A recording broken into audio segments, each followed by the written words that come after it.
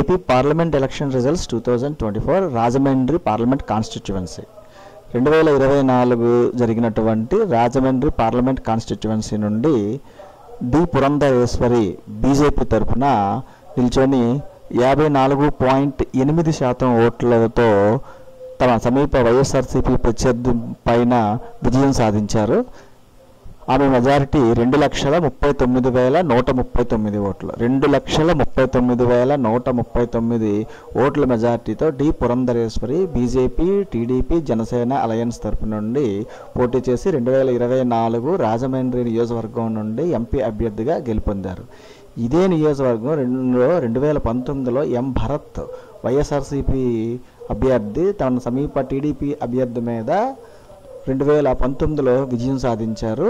అప్పుడు వైఎస్ఆర్సీపీకి 46.5% ఓట్లతో భరత్ గారు గెలిచారు. 2024లో పురంధరేశ్వరి గారు 54.8% ఓట్లతో 2,39,139 మెజారిటీతో రాజమండ్రి నియోజకవర్గం నుండి గెలవడం జరిగింది.